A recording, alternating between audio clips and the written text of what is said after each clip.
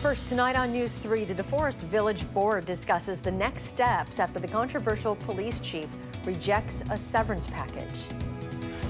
We'll take a look at a U.S. congressional race in Ohio that's being seen as a possible precursor to the midterm elections. And later, the Madison Police Department is launching a new community-based initiative to help catch suspects.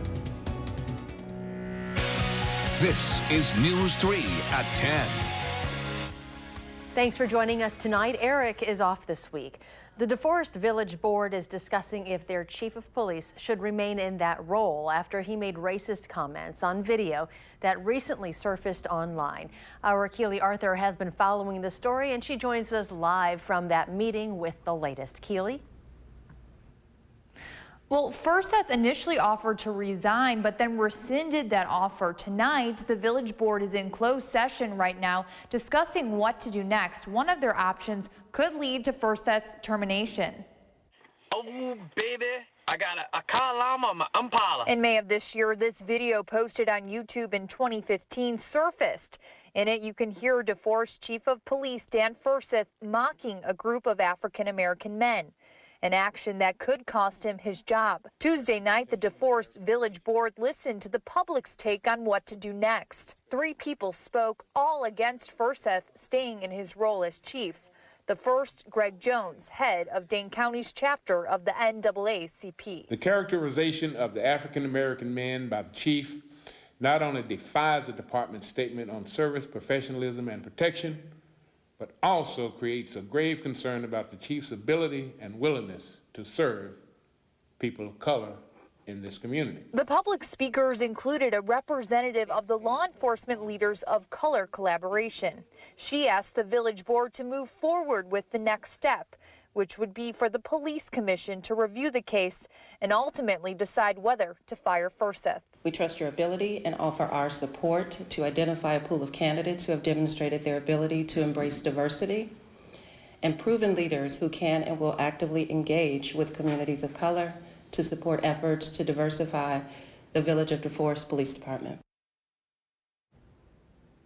So the village board right now is deciding whether or not they should file a complaint with the police commission. The police commission will then decide if Furseth should be terminated.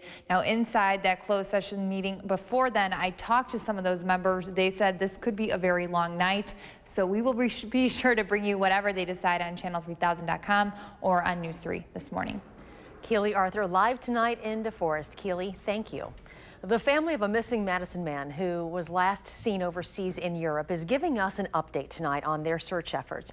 Jonathan Luskin's mother, Susan Stone, says they are now in Slovenia, where Jonathan was last seen. They say right now there are no updates on his whereabouts. However, she says it is clear that he is not in a Slovenian hospital and that he was last seen in a hostel in Slovenia's capital city on the night of June 22nd. The Rock County Medical Examiner doesn't suspect foul play in the death of a man found in the Rock River. Police say a passerby found the body of 68-year-old Daniel Eccles near the Centerway Dam yesterday. The ME says the exact cause of death is still under investigation. Crews are attacking California's newest wildfire from the air. It's one of 17 burning right now in that state. This fire, called the Holy Fire, started yesterday afternoon and is tearing through the Cleveland National Forest south of Los Angeles. And the Ferguson fire, which has been burning since July 13th, is still forcing the National Forest Service to close Yosemite National Park. Up north, the Mendocino Complex fire is now the largest in California state history. It's already burned an area as large as the city of Los Angeles. You can see the smoke in the satellite images, and fire officials say it likely won't be contained until sometime next week. And in the Pacific, Hurricane Hector continues to churn in the direction of the Hawaiian Islands. It is expected to be a Category 3 or 4 storm tomorrow afternoon, when forecasters predict it would skirt past the southern coast. Let's check in with Chief Meteorologist Gary Canalti now with a look at our first alert forecast. Gary?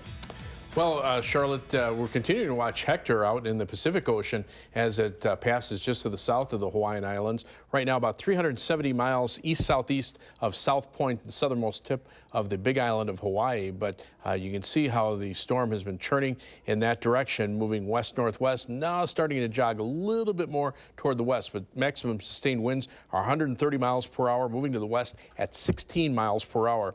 The forecast path from the National Hurricane Center brings it almost due south of the Big Island of Hawaii in about 24 hours as a strong Category 3 hurricane with sustained winds of 115 miles per hour. Then weakens it to a Category 2 hurricane as it continues south and west of the Hawaiian Islands, but then brings it back to a Category 3 strength even 5 days down the road. So this is going to be a powerful storm. Fortunately, it looks like it'll miss the Hawaiian Islands. Now here in southern Wisconsin, we've had a few showers and isolated thunderstorms, but this area of showers in just north of Janesville may have dumped 1 to 2 inches of rain. There was a flood advisory there, but that has been canceled as the showers have been weakening and drifting more toward the north into areas around Stoughton. But you can see there still are a few showers south of Madison, a few more to the north. Those should be gone by about midnight. Low temperatures this morning started out around 60 degrees. High temperatures today were held down into the mid-70s thanks to cloud cover.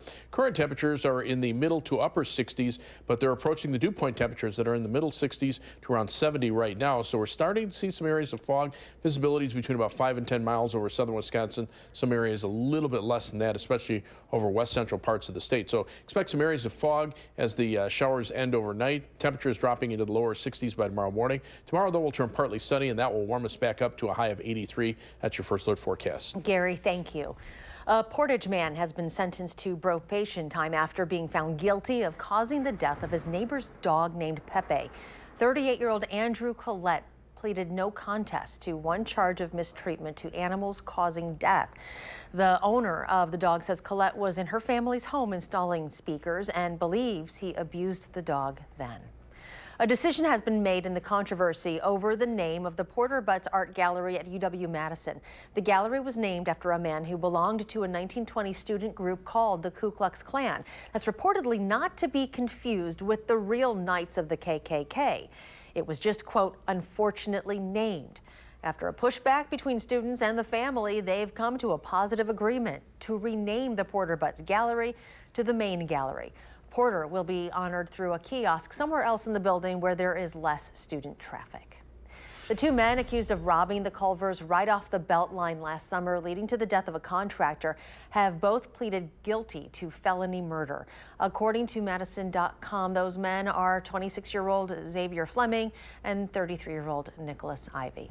The robbery happened in the early morning hours of June 27, 2017. Court documents say the two went into the building and forced a contractor, 56-year-old Chris Knable, to help them break into the restaurant safe using a cutting tool. He died of an apparent heart attack. The Madison Police Department is starting a new program they say could help get criminals off the streets faster. Amy Reed joins us now to show us how you can help in this new effort. Police already depend on our eyes and ears to help them catch criminals, and this new program plays off of that. They want to register your security cameras, like the ones on your front porch or your garage, so they know who to turn to if something happens on your street. No matter the neighborhood, crime happens. So I set the camera here in the corner of the house. The angle gives me a good view of the doorway and my vehicle parked in the driveway. It's what made James get a camera 2 months ago. I've been keeping track of blogs in the area lately. There's been a lot of break-ins in vehicles. He's hoping even if this little lens doesn't deter thieves, it'll get the evidence. And you can see us in the driveway. And send it straight to his phone. I can't give you a percentage, but it's a lot. Madison police rely on this kind of intel quite a bit. Home security footage helped them nab a few criminals this month. And not just this car theft, but even stranger sexual assaults and murders. That gave them an idea. There are video cameras everywhere, but oftentimes when we get to a scene, we have to sort of canvass the neighborhood, canvass the area to determine where the cameras are that might be helpful. With the registration, we're going to know right away. They want to get a volunteer registry of all the security cameras in Madison. Then when a crime happens, they can look up exactly who might have footage of it. It's going to make Madison that much safer because we're going to be able to potentially take criminals off the street more quickly. James's camera tucked up against his garage might not get exactly the view police need, so he wants to read more before he commits. Regardless, he hopes more people will get cameras, because more eyes, even virtual ones, can't be a bad thing. I think it's a good idea to have cameras to maybe it'll cut down on people breaking into vehicles. If you do decide to sign up, you can still turn the police away at your discretion, and they said the footage still belongs to you. Now, if this is something you think you might be interested in, we'll have some more information about it on our website, including how you can sign up. Amy, thank you. There are several primaries going on across the country today in Kansas, Michigan, Missouri, and Washington, but the closest watched race is a special election for Ohio's 12th U.S. congressional district. The race right now still too close to call. Republican Troy Balderson is less than 1% ahead of Democrat Danny O'Connor. This district has historically been Republican. This race has been seen as a possible precursor to the midterm elections in November. President Trump was in Ohio last week holding a campaign rally for Balderson.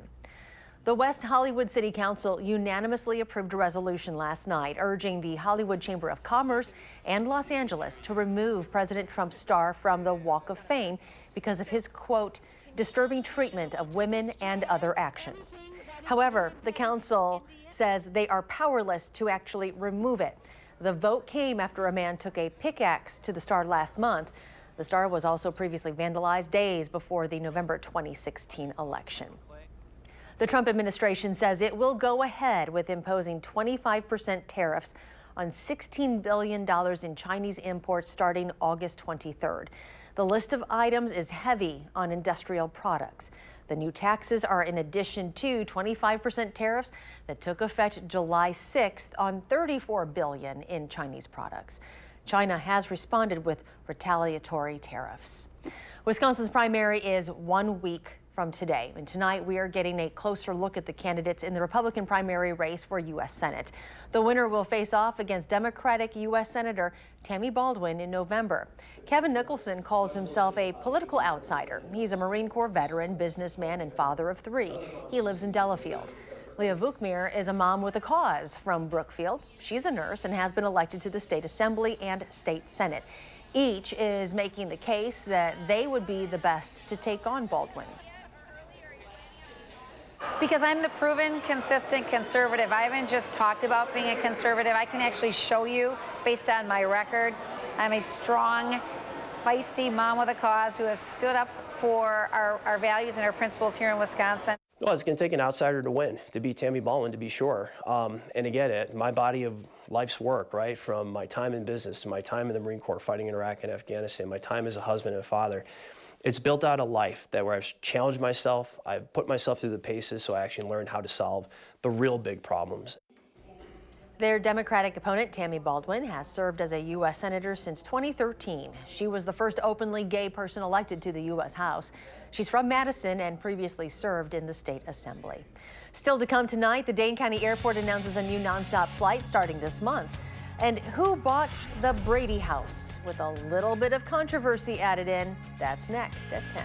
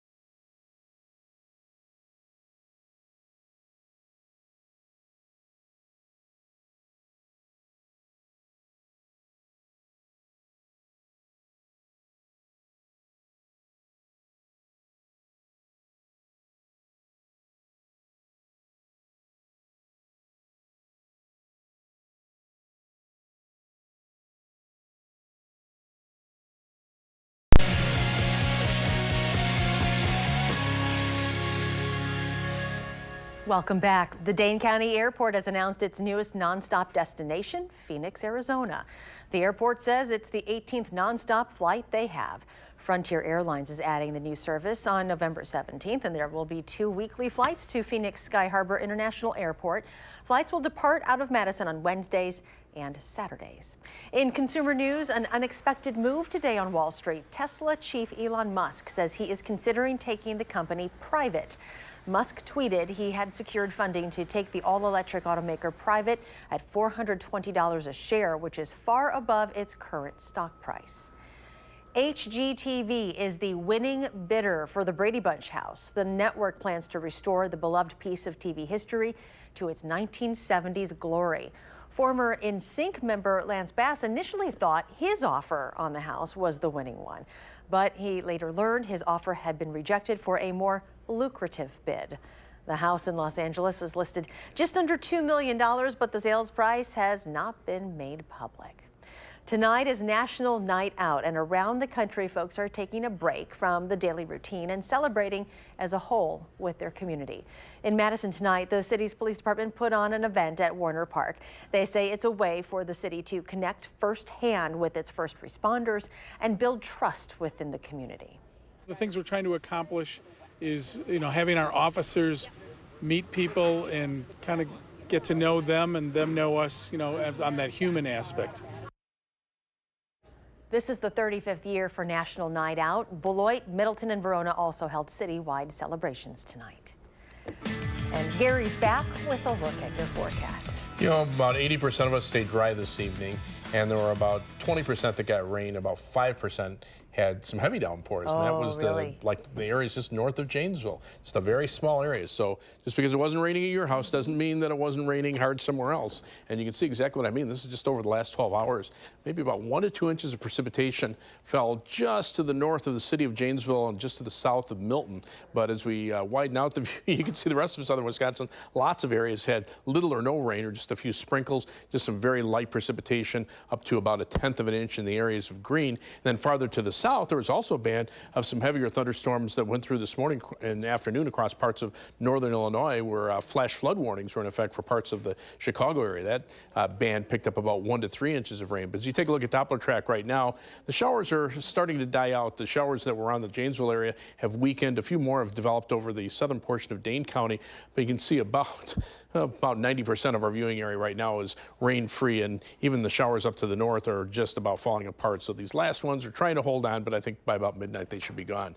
As we look at the live view from the Edgewater Sky Cam in downtown Madison, not raining here in town. High today, 74 degrees thanks to the cloud cover. Low temperature this morning at 60, and right now we're sitting at 69 degrees, but the humidity is rising. It's at 87% because dew point temperatures are in the middle 60s. So as the temperature gets closer to the dew point, the relative humidity goes up and you start to see some areas of fog. And we're seeing patchy areas of fog around. The major reporting stations in southern Wisconsin haven't seen any less than 5-mile visibility, but up to the north, Superior right now, a 3/4-mile visibility, some thicker fog near Lake Superior. Temperatures there are in the 50s, so they're right around the dew point.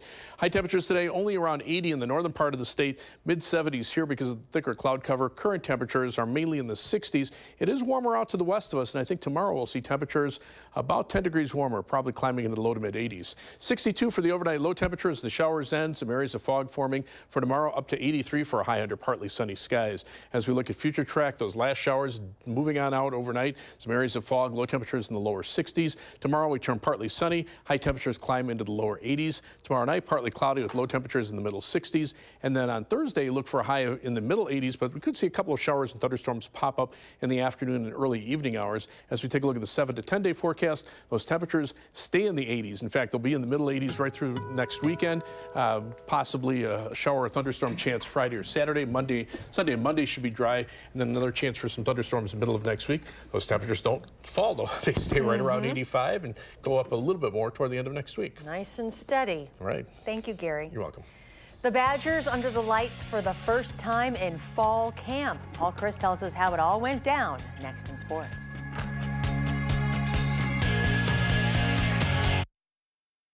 News 3.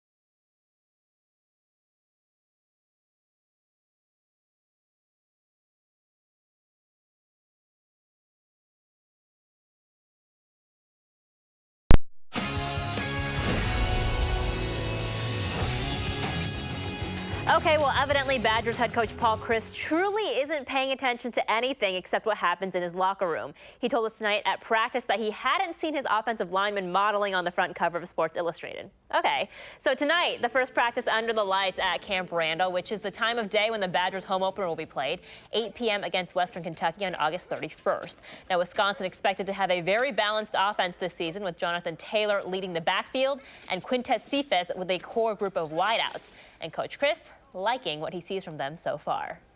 What I like about them is that they're wanting to learn, they're wanting to grow, and they're challenging themselves. But I think that could be in general. You know what I mean? That and even the game of football is it's a momentum game, you know. And when things are going well, can you build off of that? And how do you get it back?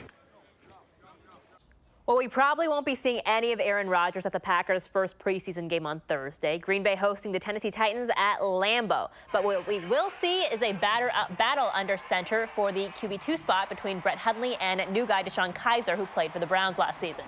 Now, as for QB1, well, he was with the scout team today, and he was less than thrilled, especially with the younger wideouts, and he wasn't afraid to show it.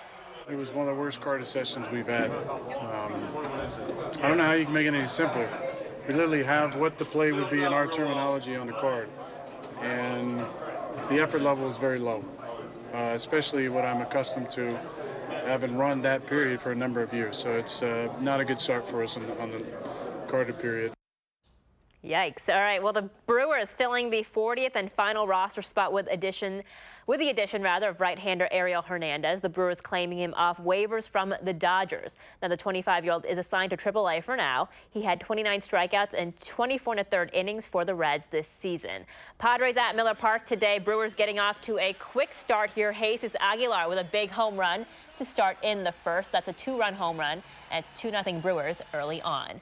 3 batters later, Mike Moustakas doing the same, also a 2-run shot out of the park. 4-0 Brewers, but the Padres coming back to tie it up and much more. Right now, they're leading 11-5 in the top of the 9th. Finally tonight, check it out. WWE legend Hulk Hogan is evidently a big Tampa Bay Bucks fan, but even bigger fans of Hulk Hogan, the Tampa Bay Bucks. Among them, former Badgers defensive tackle Bo Allen, who is on the right side there. The Hulk told Bo and defensive end Vinnie Curry that he would love to have them in the ring. The two excitedly came up with wrestler stage names. Vinnie said he would be Flea, and Bo, he is the Butter King. We'll be right back.